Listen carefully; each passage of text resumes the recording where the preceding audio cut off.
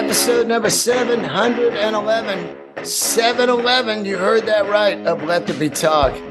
And welcome to the show. It is a Monday. And it's really Sunday for me because I'm recording this on Sunday.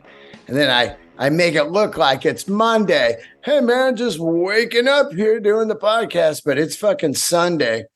And I was getting ready to start the podcast. I'm out here bracing for the hurricane, Hurricane Hillary. And I'm just about to start, and a fucking earthquake hits. Gertie immediately barks, and my place just did a fucking whoa. And I was like, holy shit. Earthquake, hurricane. I just kept hearing that Tool song. Better swim, better swim, better swim.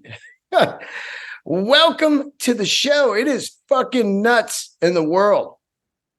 It is nuts in the world. I keep saying I eat clean and exercise and try to stay healthy so I can live about another 20 years to see how this fucker ends, man. It is crazy. It gets crazier every day in this world, man. There ain't no global warming, man. That's a bunch of fucking bullshit. Ha. All right. Keep telling yourself that, my friends. You oil sellers. You oil sellers. Let me put my tinfoil hat on here and tell you. The world goes in ups and downs and ebb and flows.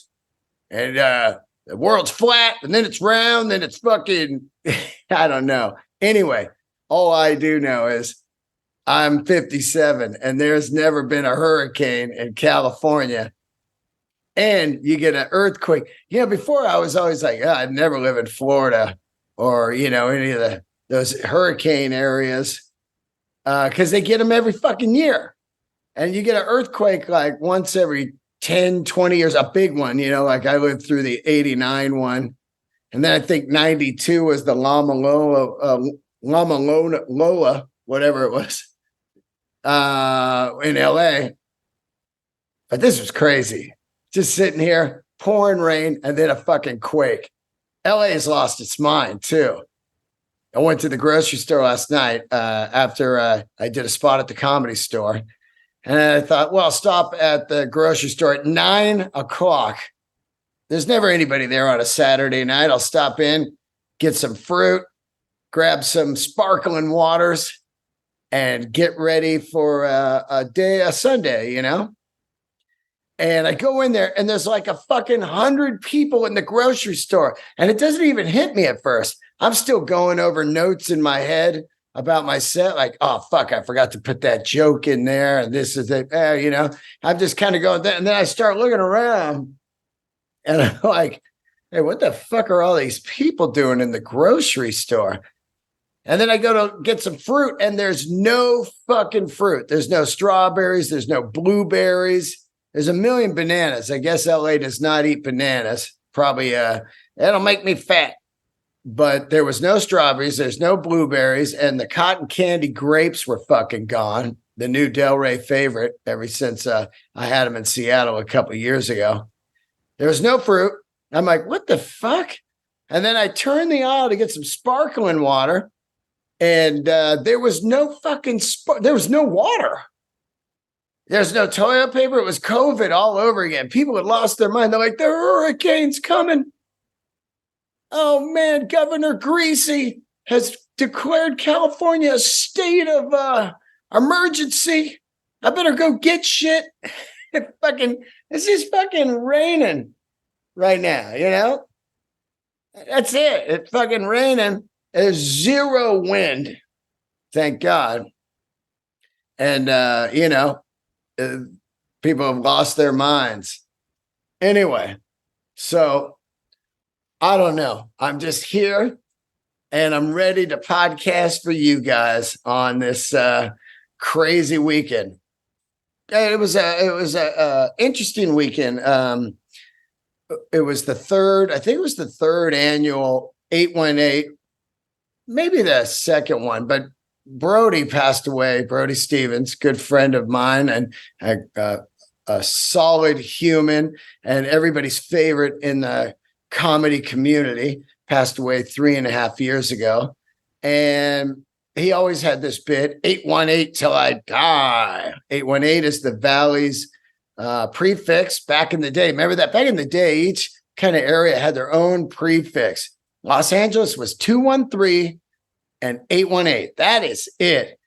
New York was 212. San Fran was 415. Sacramento 916. I'm just naming the ones I know. And that's it forever. And then LA got bigger and they kind of got 310 in there and then 323 and just all kinds of bullshit now. New York's got all different ones. Anyway, Brody loved the Valley, Reseda, where he grew up. And he would always say 818 till I die. So August 18th is 818. And Tommy Godlove created this 818 day and got Reseda to recognize it. And of course, that created the great Brody Stevens day, which is just beautiful, beautiful, you know. And last year they, revealed the amazing mural of him out in Reseda. I was there for that and did the show last year, did it this year. This year was fun. It was, let's see, who was on that? It was Dane Cook, Marin, me, Byron Bowers, Jeff Garland, and who else was on that? I thought the Sklar brothers were on, but I guess they weren't. Anyway, it was a big night of comedy at the store in the main room. Beautiful. Always great to see Brody's mom. She was there and she had the kick-ass booth watching the comedy. Somebody had painted an amazing painting of Brody that they were auctioning off, and just a beautiful night of comedy at the store. And I had so much fun doing a set. A lot of times when I start to get loose on stage, I think of Brody because he was just so free up there. He had bits, but he also would just riff with the crowd. And it was just kind of like an amazing one-man show of Brody. Great. He would have some mini meltdowns. He would yell and scream. He would laugh. He would play drums on a stool. It was just a complete amazing performance art. And people that saw him that didn't know who they were, they never forgot it. And that's a kind of a performance you want to be able to deliver. When people leave, they go like, I don't know what I just saw, but it was fantastic. Or maybe they hated it, which is even cool too. They're like, I didn't like that at all. That guy was crazy. But they're still talking about it. And that's the kind of performer you want to be. Like Mitzi Shore used to always say, the great Mitzi Shore would say, you want half the people to hate you and half to love you. And then you're going to be very successful. And I will tell you this right now, as a performer, a comedian, an artist, a podcaster, that half that hate you, I guess you need that. But, oh man, yeah, fuck those guys. Anyway, I love you, Brody. Long live Brody Stevens. We didn't get to do the softball game. We were going to have a softball game today and a Brody Stevens walk around the park and where his bench is. There's a bench out there. But we didn't get to do that because of the hurricane / earthquake / cocaine bear / Sharknado.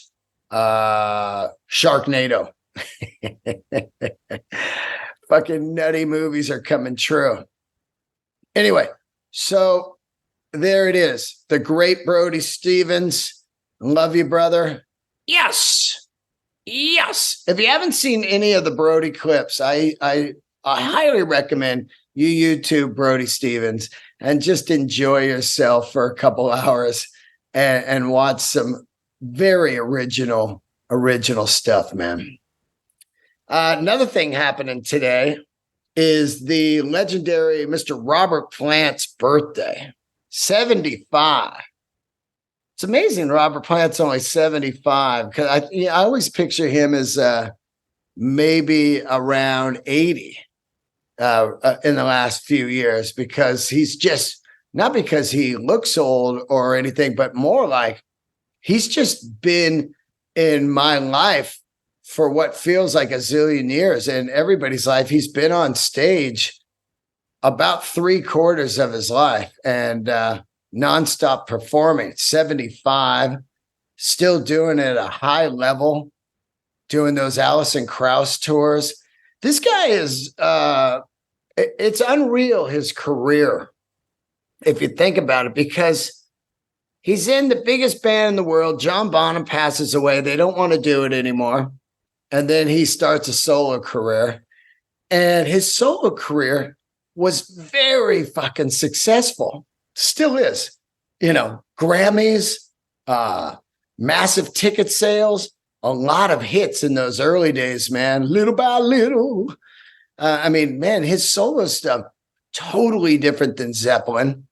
Kind of a lot of the solo stuff sounded where Zeppelin were on that All of My Love and Through the Outdoor record, which I really fucking like. And some people don't dig it, but I was way into it.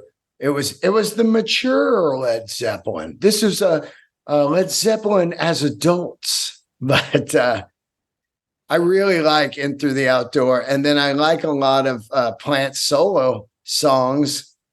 And I went to see Plant. I remember in 1988, Now in Zen tour, Shoreline. And I was put on the guest list. Me and a friend went, and we were all fired up. The Shoreline is an outdoor amphitheater in kind of right before San Jose, Santa Clara, right around there where the new 49ers stadium is. It was built for the Grateful Dead, basically to play their summer shows on an old dump. It's an old landfill. And I told the story before, but the first year, people would be smoking cigarettes and they just throw them on the lawn, and methane gas would just ignite. People were just sitting there on their blankets like, what the fuck? You're watching like Soundgarden. Anyway, so I went to see Robert Plant, and I was on the list. I was all fired up. And when we got there, we found out that we had lawn seats, and it was just lawn was, L for loser. Like you just saw the L, meaning lawn, on your ticket. And you were just like, oh, lawn. I mean, lawn is where you went when you just had no fucking money or connections, and you just sat way the fuck up in the lawn and watched the concert on video screens. It's not even like you're not even in it. Amazing that these places have been built over the years. And it was just a way to like, okay, we can have like 7,500 seats, but we can put another 20,000 on the lawn. And I never forget it. Me and my buddy, he's like, we're just a couple fools on the hill. Fool on the hill, big log. we were up there. We were just miserable, but we stayed the whole time to see Robert Plant. We were such Zeppelin Plant fans and stuff. We were just like, I mean, when somebody puts you on the list, it's totally cool. Thank you. Which the guest list doesn't really happen much anymore, because the bands sell their tours to Live Nation. That's how it works these days. They go on tour and Live Nation goes, okay, we're going to give you, $2 million for your tour. And that's just like a flat rate. And then that's what they get. And if the band needs guest tickets, they have to buy them, because the tour was bought by Live Nation, and Live Nation needs to sell those seats. That's how it happens. So in the old days, they'd just be like, oh, hey, we're coming to town. You want to come out? A couple guests. And you get some cool fucking seats. The guest seats were always around the 7th row. And you would know you were in the guest seats because you'd be sitting next to other people that you knew or family members. One time I was on the guest list for Black Crowes Oasis. I was sitting next to Goldie Hawn. And, because Chris was married to Katie. And so, it's always like a great row or great seat.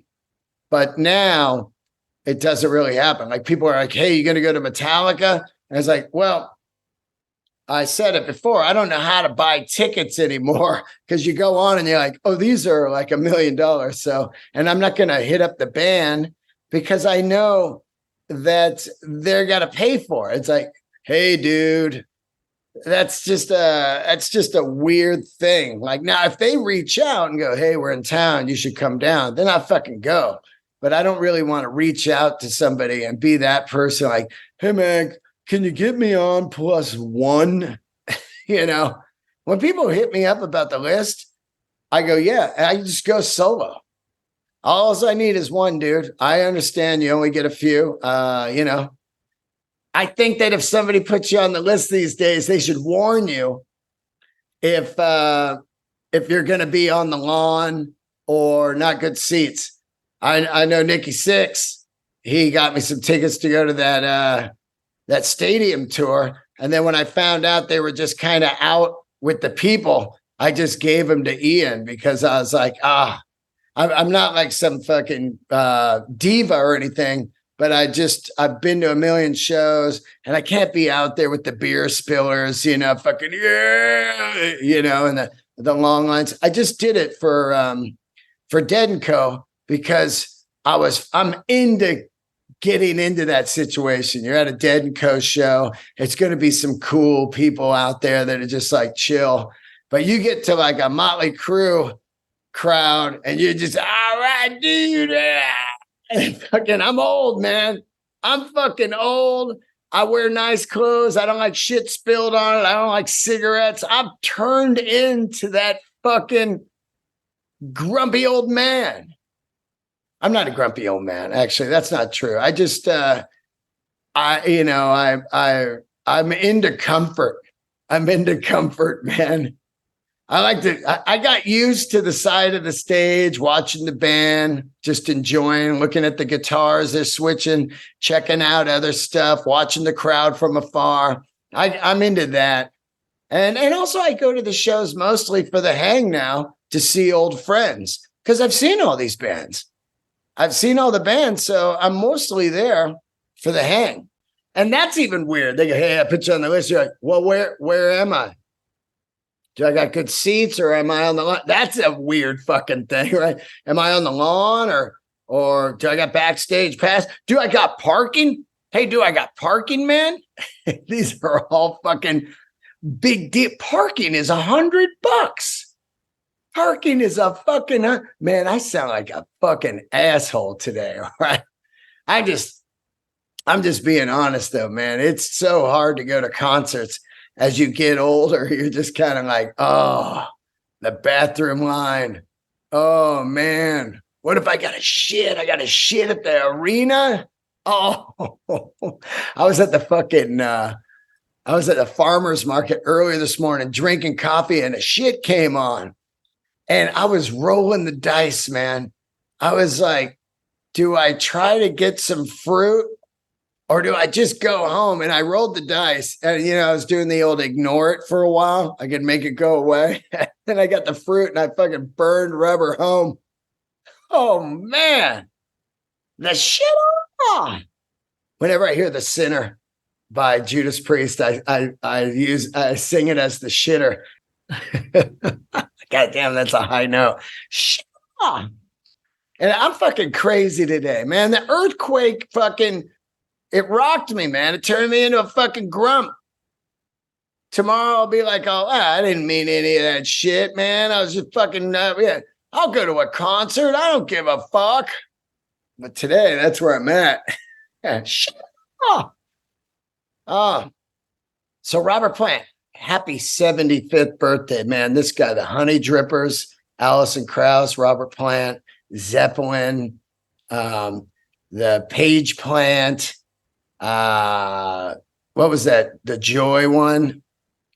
Tons of fucking killer shit Robert Plant's done over his career.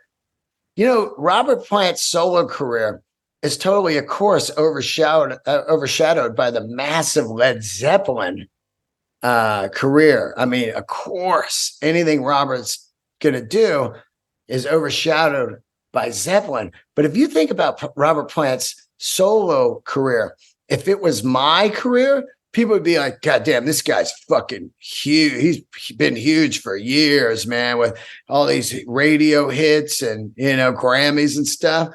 It's funny how successful he's been. And still, people are like, yeah, let's talk Led Zeppelin. Of course, if I had Page on or Plant on, I'd have to talk to him about Zeppelin. And but I would also talk to him about his solo career because there's so much great stuff he's done. But wild, right? Anybody else have Robert Plant's solo career, they'd be considered just a fucking superstar. Like, I'm surprised Robert Plant has not been inducted into the Rock and Roll Hall of Fame as a solo artist. Not that I know of, really, but I think that he could easily go in as a solo artist with all of the amazing hits that he's had. Anyway, happy birthday, 75, Robert Plant. You've been working your whole fucking time. Meanwhile, Jimmy Page has only done a few things since Zeppelin. I think Jimmy, Robert spent that time of running away from Zeppelin. Like, hey, man, I'm more than that. I'm more than just Zeppelin. And I think Jimmy Page is like, I am Zeppelin, which I respect both angles.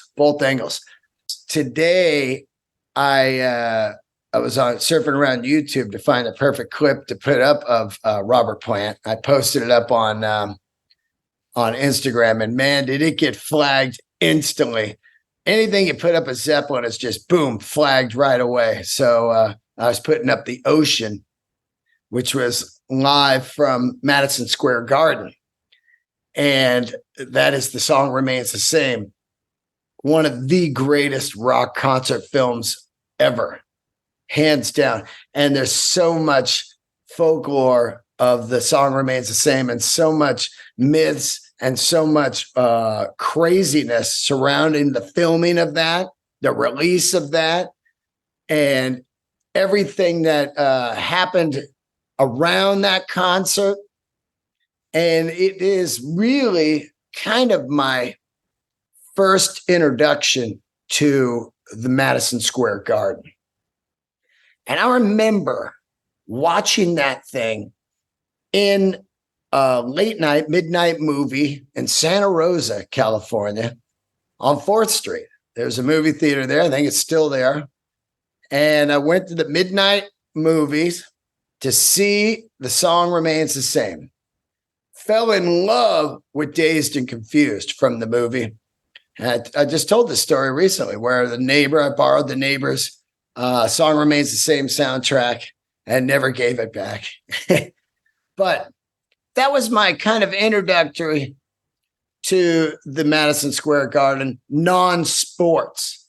Up until that, the Garden as a sport venue, boxing, basketball. It was a huge sporting venue. It still is. But it was my introduction to it as rock and roll. And I always thought to myself, playing music all those years, I was like, you know what, man? Fuck, I gotta play Madison Square Garden. That is the fucking crown jewel of rock and roll.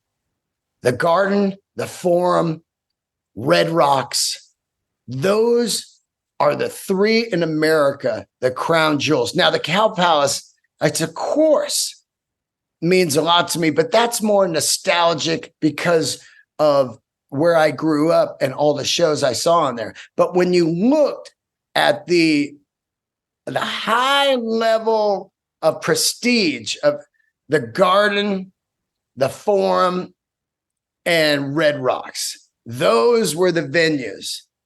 And I got to do Red Rocks as a comedian, not as a musician, but as a comedian, which actually means fucking more to me.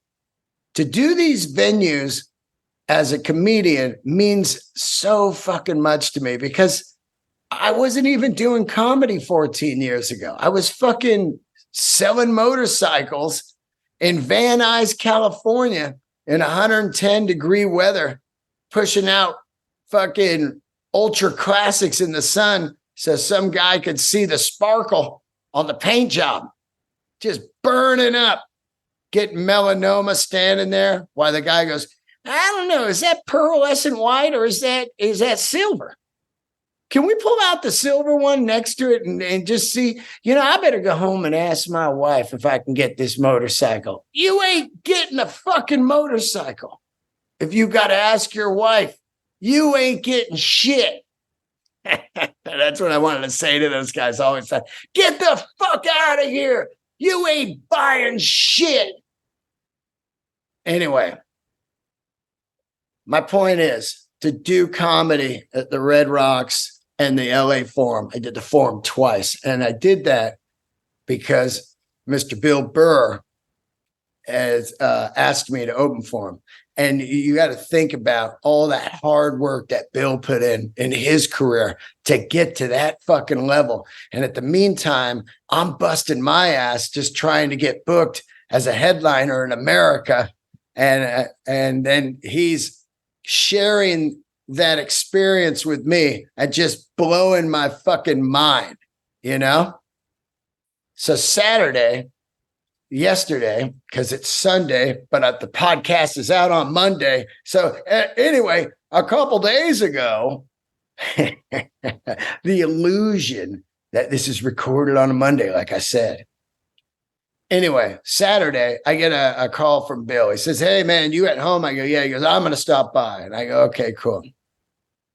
And he came by and he brought me over a fucking kick-ass Jaws shirt from Martha's Vineyard. That's where Jaws was filmed. I have still not made it out to Martha's Vineyard. I've been dying to go one year to the Jaws weekend.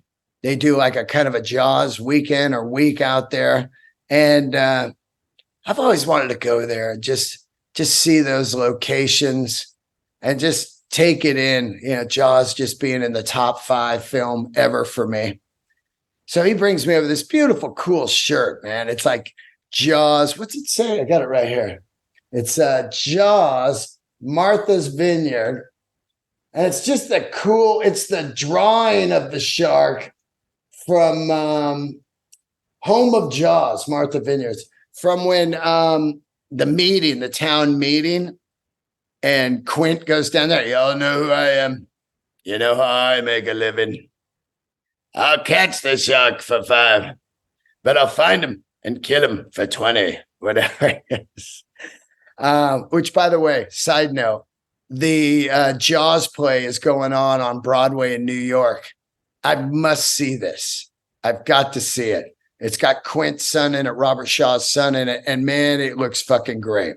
So he comes over, he gives me the t-shirt. We're hanging out, we're talking, we're just hanging, laughing. I hadn't seen Bill in a month because he's been on vacation. It was great to fucking see him. And he's like, I got to get out of here. And as he gets up, he's walking out of my house and nonchalantly goes, oh, hey, you want to do the garden with me? I got goosebumps right now. Every time, the way he did it, the fucking nonchalant, just throw it off the cuff. It was beautiful. It was beautiful. And I got fucking like tears in my eyes, man. And, it was just the best fucking way. Oh, hey, man, you want to do the garden with me? And I was like, nah. Can you imagine if I said, nah, man, I'm good. Fuck. I just said, like, what the fuck? And then he just walked down the street and I was like, dude, I can't fucking believe it. I even texted him like, dude, I can't believe it. So I'm going to do the garden.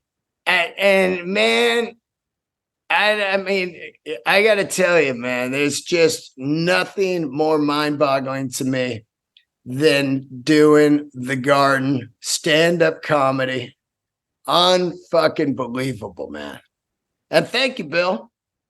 Thank you so much. And also thank all of you people out there for your like kind words and support and coming out and, seeing comedy, see me do comedy. It keeps me going. I love what I do. I do have low points in my life. That's just part of fucking doing art. I get it. And it is a marathon, not a sprint, as they fucking say, the old cliche. I'm here. I'm not going nowhere. I love doing stand-up. And man, closing out 2023 at the Garden.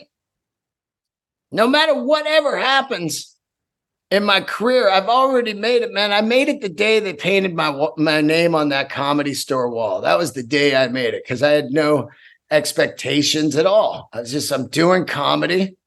I'm 44. I want to try some comedy. I want to do this. I've always wanted to do it in my life. And fucking here I am 14 years later. I'm about to do Madison Square Garden. And each time I do one of these venues, I just keep thinking, I need to get back here and headline this fucker. You know what I mean? Get there and head. And that's a fucking lofty goal, but it's just fucking, you gotta have some goals. Anyway, so it's going to be interesting being in there. I was there last time Bill did it. It was great. Hung out with him. Got to see him take that all in, man. It was in the round. And Verzi opened for him, Paul Verzi. I was fucking happy. Verzi, New York guy. So very cool. And I did the Forum, me being a California guy. And I was happy for all of us. We're like, fuck, man, this is just cool. We're doing comedy in arenas, man. It's fucking crazy. So it's going to be really wild to go back there and this time perform and be on the stage and look out at that same kind of that view that Robert Plant, Jimmy Page, Bonzo, John Paul Jones, that same view they had back in that. Man, those guys, Zeppelin, just selling that shit out like 3 nights all the time, just selling out the Garden.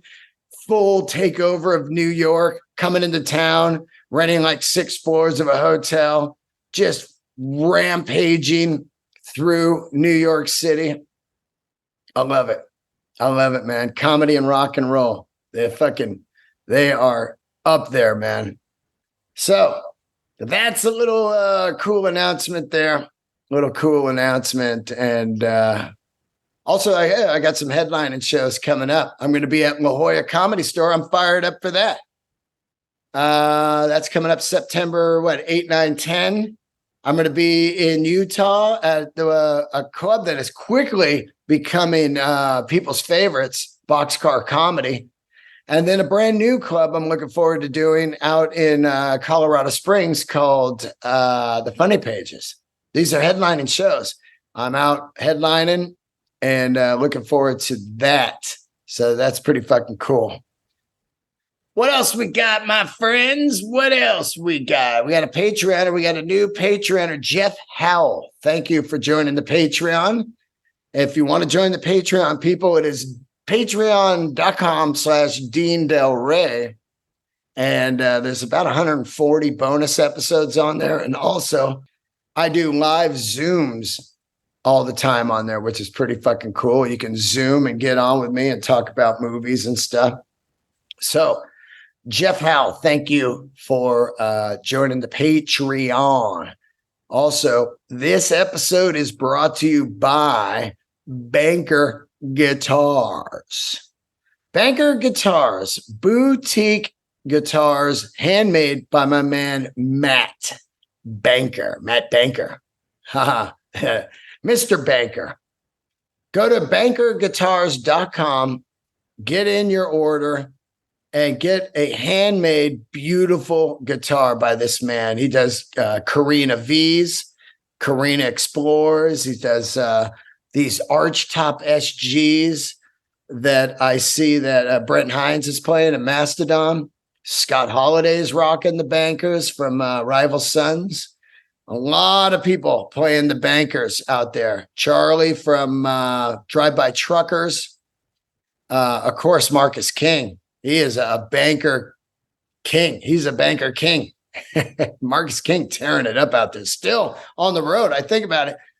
I was on tour with him coming up on a year ago, and he's still out there crushing it right now with Chris Stapleton. Sounding fucking better than ever, man. I love that guy. He is not burning out. He is getting better and better. And I can't wait for his new record to come out. Also, Rival Sons just dropped a new single, which is pretty fucking cool. They got another record coming out. Anyway, bankerguitars.com. Follow them on Instagram also. And this episode is also brought to you by Migos Dog. Clean dog food for your dog. If you live in Los Angeles, they'll deliver it to your house, or you can get it at Healthy Spot or Erewhon supermarkets. And Migos Dog is 100% human grade food, handmade out in Malibu, California. Just kick ass. And great people, great food. No fucking sawdust in your dog food. That's evil. If you're feeding it kibble from China, it's got sawdust and other junk in there. There's no regulations on dog food, so you have no idea what you're giving your dog. That's why I recommend you get Migos Dog, migosdog.com. Get it. All right. Back into the show, my fucking mates. I am obsessed with becoming a minimalist. I keep trying to do it every year, and I'm whittling down the shit. And I, over the last 35 years, have amassed a huge collection of rock and roll memorabilia, and I'm ready to let it go. So I've been going through it. A lot of it is posters, and it was the lunacy of me is unbelievable. I'm just a fucking lunatic, man. And the more I can talk about that on stage and find the funny in it, the better I'm going to get, because I am fucking out of my mind. And I don't even know how I make it through each day. Just like fucking crazy. So I'm going through my poster tubes. I got like 40 poster tubes that I've carted around between 5 fucking apartments. And then while I was living in New York, they went into storage. And this is how long I've had these posters. A lot of them have my old San Francisco address on the posters. I would just buy shit, never open it up because I didn't want it to get fucking bent or creased or any of that shit. I want my artwork mint so I can take it down to get framed. And when I buy a house one day, a big house, I'll have it loaded with all these cool posters, and you'll come in and you'll be like, wow, dude, you fucking did some shit. I was talking to my neighbor a couple days ago, and he's like, a lot of people's houses have stuff from their past, but they don't have anything from now. And that kind of hit me. You go in someone's house and you see who they used to be or what they were into, but they don't have any like current things that kind of represent them. And I was like, yeah, that's fucking pretty interesting, because a lot of people do. Like, I load up with dumb shit. Like, I got to have that Evil Knievel doll. I had one when I was a kid. I am wiping all of that away. And I'm telling you, if this stuff wasn't worth some money, I would just throw it away. And I would be instant minimalist, but I respect it too much. It's beautiful, cool posters and photos and stuff like that. I took a box of shit down to Rockaway, which is a rock memorabilia place here in LA. And they bought some of this stuff. I got about $500 from them, and it's some old laminates. I had a bunch of I used to have like fucking 200 laminates just on a doorknob to a bathroom. Every time you open the fucking bathroom, all the laminates. So they bought some laminates. I had a giant Guns N' Roses Chinese Democracy kind of era poster, which, by the way, Guns N' Roses just released a new song, Perhaps I was wrong. Hi.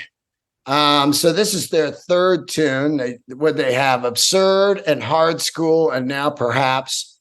They're all obviously tracks from the Chinese Democracy era, re-recorded or reworked. But I'm still looking forward to them maybe getting in the studio and writing something as a band. I'm not quite sure why that hasn't happened. And maybe the chemistry isn't there anymore for writing as a band. I mean, there's some bands have that where they had that fucking nucleus and exploding lightning in a bottle thing. And then they try and they're like, oh, let's just rework some of these tunes. I don't know what it is, but I do know that these are the Chinese Democracy outtakes and stuff like that. There's still some good stuff on Chinese Democracy. It didn't get a lot of love, and it was like 29 years in the making or whatever it was. But I like Better and stuff like that, and perhaps is cool. I was talking to Kevin on the Instagram Zoom, the Zoom live, and he really liked it. It's got kind of a Illusions era, kind of Yesterday's kind of vibe. And I liked Absurd. I thought it was weird. Absurd! Absurd! I'm just singing like a dick today all over this podcast. Anyway, so congrats on getting another track out. And that's pretty fucking cool. Got another song from them, and they're playing it on the radio, and new GNR, Anyway, so I've been selling this rock memorabilia, and I didn't even know what the fuck was in these tubes. It's been so long. They weren't labeled. So for 3 days during the day, I would just open up the tubes, take pictures of the shit, and be blown away. Like, wow, look at this. I can't. There's shit in my collection I didn't even know I fucking had. There is a giant, amazing photo. I can't make out who the photographer is because the writing, the signature is not recognizable to me. It's not a Jim Marshall. It's not a Baron Woolman. It's not a Mick Rock. I can't really make it out, but it's a huge photo of the Stones on the 72 tour. It's Mick Taylor, Jagger, Keith Richards, and right behind him is Charlie, and it's beautiful. I was like, wow, I didn't even fucking remember having that. All of this stuff, I didn't remember what it was until I opened it up. But one of the tubes I opened up was this incredible, it was 3 posters from the Andrew Wood documentary, Malfunction. And I looked at them, they were signed to me from the director of the documentary. Now, if you have not seen Mother Love Bone's Andrew Wood documentary called Malfunction, it came out, I don't know, maybe 10 years ago or something. It is fantastic. And I stared at it, the poster, for a while, spelled my name wrong, Delrey, classic. So I'm like, But I remember Regan got them for me, the drummer from Brad. So I'm staring at it, and it just immediately threw me into a Mother Love Bone rabbit hole again. There I am. It's just fucking ADHD or ADD or whatever the many brain dysfunctions I have. And I opened up the poster, and next thing you know, for the next hour, I'm just watching videos and listening to Andrew Wood and Mother Love Bone again, and just exactly in the same frame of mind I was the first day I heard him. And that was, this fucking band kills. And that's all I kept fucking thinking all that day, listening to Apple and thinking, what a masterpiece record this is. It is insane how good Mother Love Bone was. And it's wild to think how they went on to become Pearl Jam after Andrew died, and they're huge. But man, that Love Bone was something that was just fucking cool. Just that flavor of Elton John meets Seattle grunge, dark, druggy music. Unbelievable. Bone China. This is Shangri-La. It is incredible. The artwork that Jeff did for the record, the mix, the sound, the recording, the record plant, recorded right there in Sausalito. Unreal, man. And the posters are just fucking cool because he's just pure rock and roll. He had that David Lee Roth kind of, vibe of all the clothing that he wore. He loved to dress rock and roll, which was so out at that time. You wanted to dress down, not full regalia of just, waving your rock and roll flag, but he didn't give a fuck. Big glasses, furry jackets, flowery pants, and it's just total David Lee Roth looking, kind of eat 'em and smile era Roth, like what the fuck? This is great. Anyway, so it was really cool to see these posters and everything. I've been slowly posting it up on Instagram and my stories. If anybody wants to buy anything, I'll send it out to you. I just want to, I want it to go somewhere cool. And there's a lot of good stuff there. There's some beautiful, rare Tom Waits posters, really rare. There is some killer Angus photography, some photos.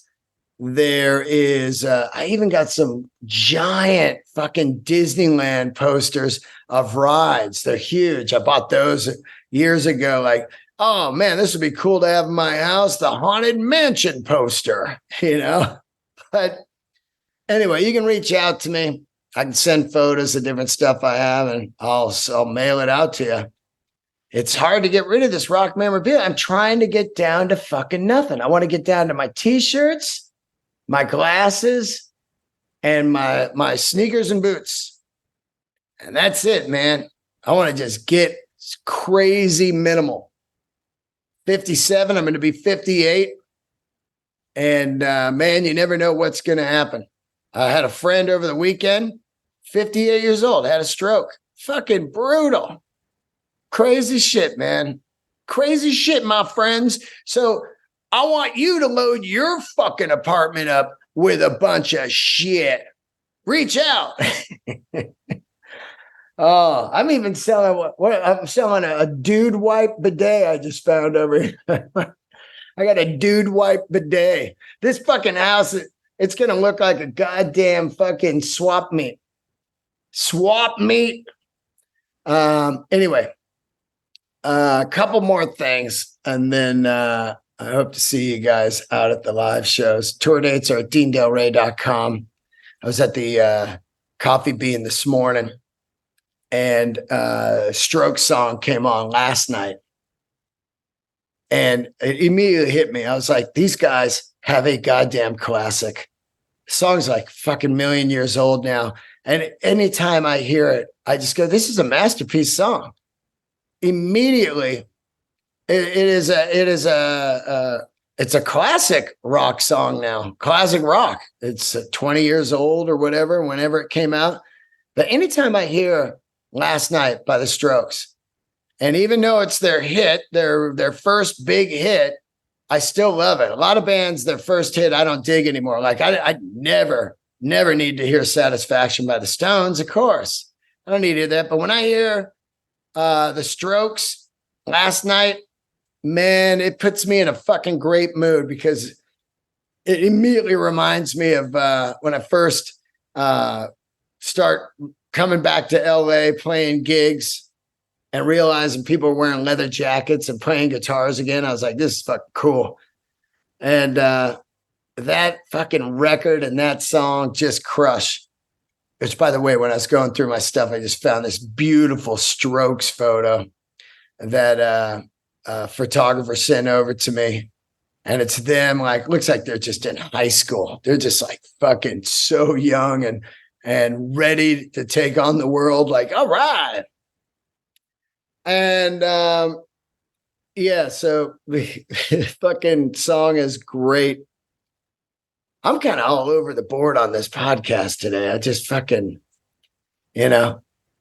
just kind of crazy. Somebody they tweeted at me, what's with these fucking solo episodes? It's bullshit. You used to interview fucking stars. This show sucks now.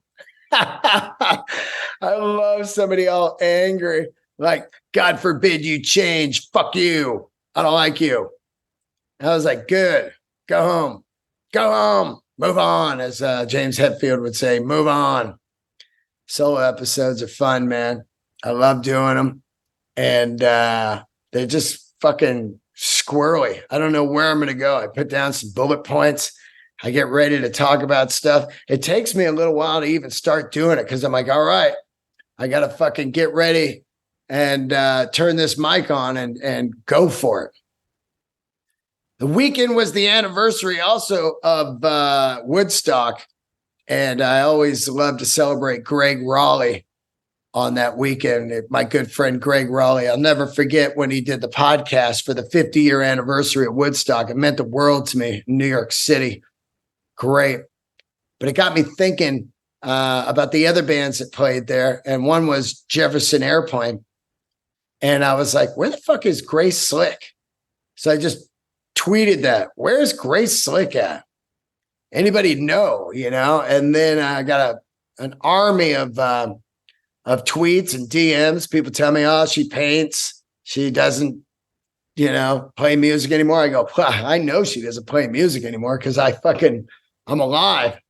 I listen to music. I have not seen. She is one of the people I would love to podcast with because she just stepped out of the business and never came back.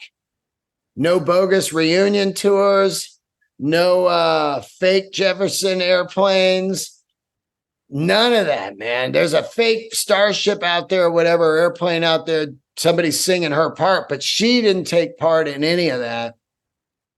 And it is interesting to see somebody step out and never look back. And some people would be like, what the fuck? What's wrong with her? And other people are like, hey, good for her, man. She played rock and roll and then she got out. You know how fucking rare that is? Nobody usually gets out unless it's in a fucking wood box. If you think about that, no one steps away from rock and roll until they die or they can't sell tickets anymore. But if they can do a little bit of tickets, they get, they're addicted to that performing, or they got like 6 divorces, or they got ripped off from the record company and they need to do it for a living. But it's very rare. I mean, look at the Rolling Stones. They are loaded. Metallica's loaded. The Who is loaded. U2 is loaded. They still go out. But Grace Slick said, see ya.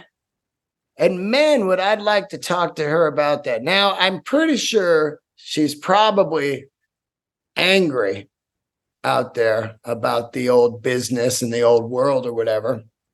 There would be once in a while kind of angry little spats, or maybe I dreamed that up. I don't know. But Grace Slick, maybe she can't sing anymore and she doesn't want to go out there and tune down the songs or whatever. I don't know what it is, but congrats, man. If you're happy and you're out of rock and roll and you're happy with your decision, fucking ballsy, man. Because I don't ever see it. I would never step away from comedy. It would have to be just, death or no tickets or no bookings. I mean, that's the big scary thing of comedy. I'm always begging for bookings. Like, God damn, I got to get booked, headlining dates, trying to get further and further in the career. But I wouldn't stop. But I think that's because I started so late in life. I wouldn't play music right now. That's for sure. So I can understand where she's coming from, where you do something for a long time and then you walk away. People always ask me, how'd you quit music? Why don't you still do music? You should still do music. And it's like, no, man, I did it. You ever done anything for fucking 25 years, let alone 5 years? I'm good. I played music. It was fucking fun. I'll do it once in a while with my good friends for a little Bon Scott shit. That's fucking incredibly fun to me. But to fire up a band in this day and age, oh, no fucking way, man. No way. It is just brutal, my friends. Brutal on all different levels. Your hearing, your body, your fucking, your wallet. So Grace Slick, man, I hope one day to maybe talk to her. And, a lot of fucking San Francisco history there, man. One of the great, great fucking bands, Jefferson Airplane. Unbelievable how cool they were. I was telling this story one time that I was in my band. We were rehearsing out in this old chicken farm coop thing. We took mushrooms, and there was some guy turned in his chicken coops into rehearsal studios. So there's other bands, and we took mushrooms and we played White Rabbit for about 3 hours. And finally, some band knocked on the door, and they're like, "What the fuck are you guys doing?" I mean, we were just in there, boom, boom, boom, boom, boom, boom, boom, boom, boom, boom, boom. One boom makes you smaller. Just fucking frying on some of the best mushrooms. Man, I'll tell you what, it was just epic to keep playing that tune and just looking at each other like, man, I get it. White Rabbit. It's just deep, dude. Well, got to get out of here. I love you. Let me make sure I got everything here. Oh, one last thing. I saw a thing on Instagram that scented candles are toxic. Now, I don't want to burn any candles. They said they're loaded with petroleum. All these years, scented candles are awful for you. And I've been huffing them down for years. It'd be awful if I died from scented candle death. But anyway, I just wanted to throw that out there. I don't know if it's true or propaganda, but there's an Instagram thing where the guy just said these scented candles are just brutal for you. So I'll leave you with that little fucking nugget. Hope to see you at the shows. I'll be at the Comedy Store all this week and Flappers and maybe the Improv. Not sure yet. Don't forget about the tour dates.